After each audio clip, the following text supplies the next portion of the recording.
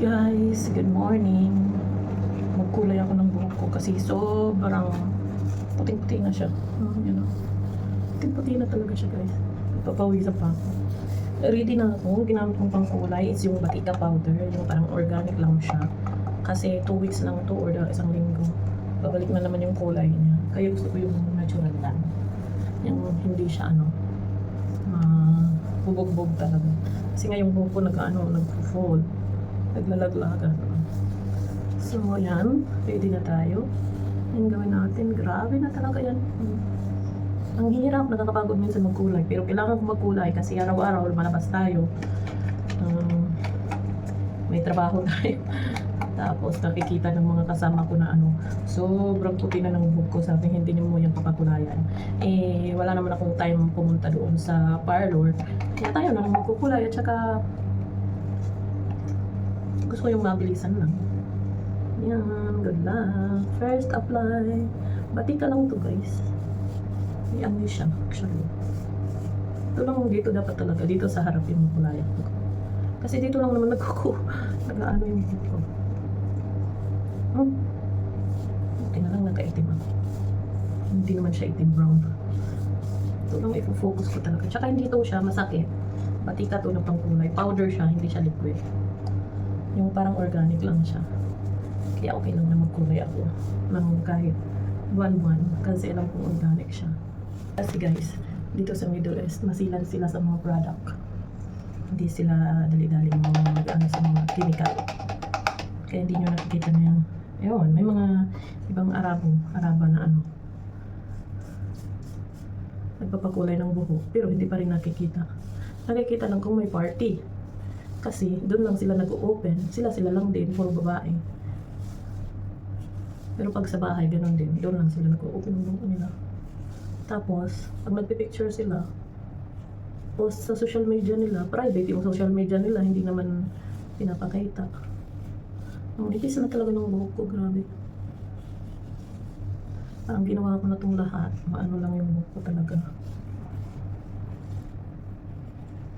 Yung pigilan. Yung paglalagas. Naglalagas to eh.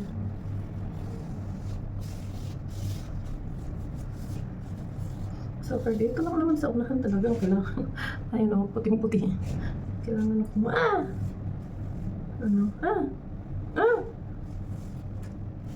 tayo. Magalitan tayo ng may-ari ng CR. Andito kasi kami guys sa nanay ng amo ko. Tsaka yung amo ko wala naman dito. Umalis. Umalis siya, may sakit ako. Hindi niya ako natusan ng isang pieces. Kasi grabe yung sakit ko pa yung nabuo ko. Noong time na yun.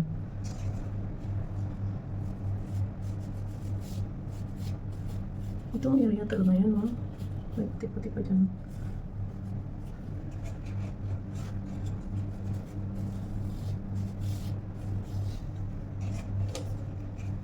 Ganyan talaga, pag tumatanda na, di na maiwasan. Di na maiwasan.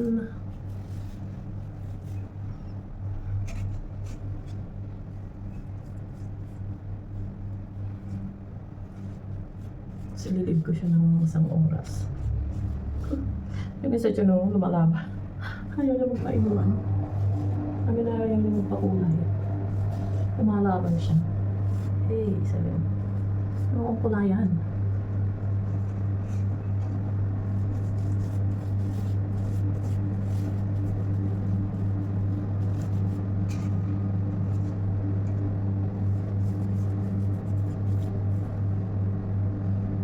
Ito talaga.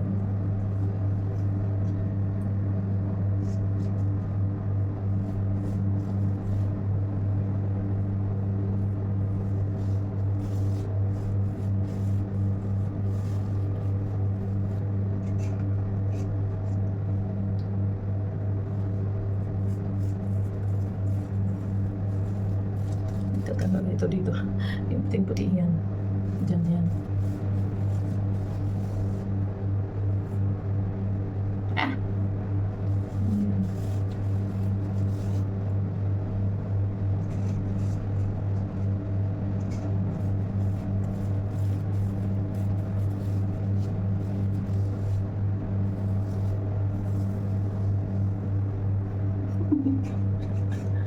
Magkulay tayo.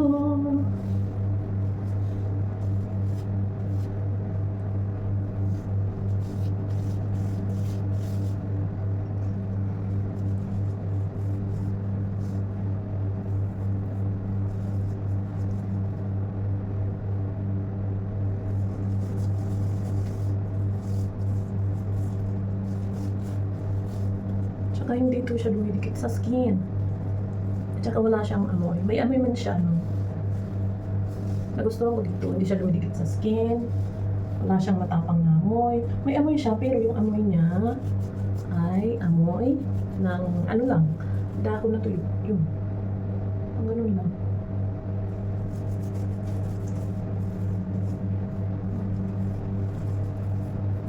Ano lang ang amoy niya.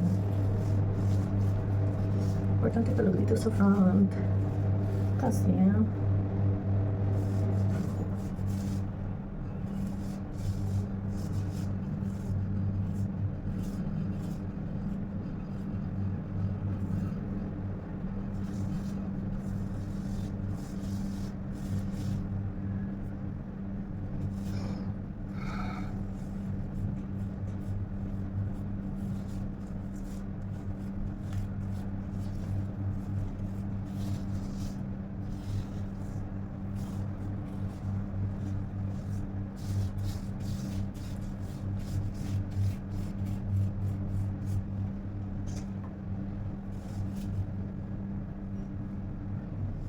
alam mo, kahit iligo ko to, hindi siya hindi siya makati sa ulo, hindi siya masakit.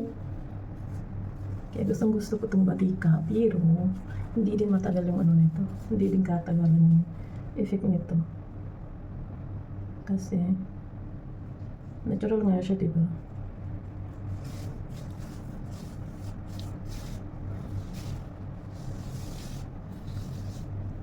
Tapos, sama na rin natin guys yung maglagay ng eggs sa mukha. Yung nauuso ngayon dyan sa Pilipinas.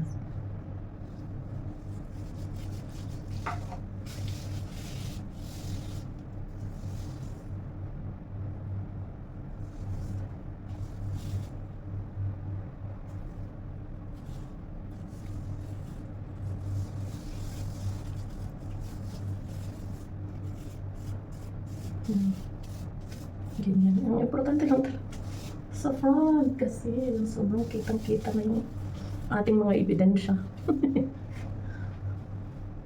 Ebidensya ng pagiging grandmama.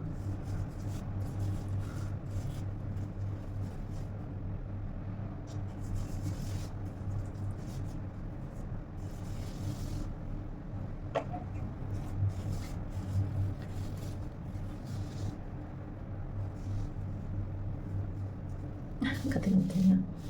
Ayan, ayan. Ganda, ganda.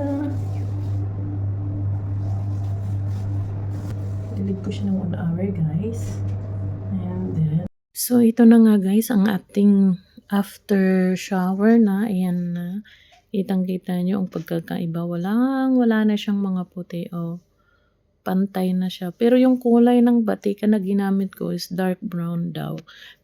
Pero ang kinabalabasan niya is parang black.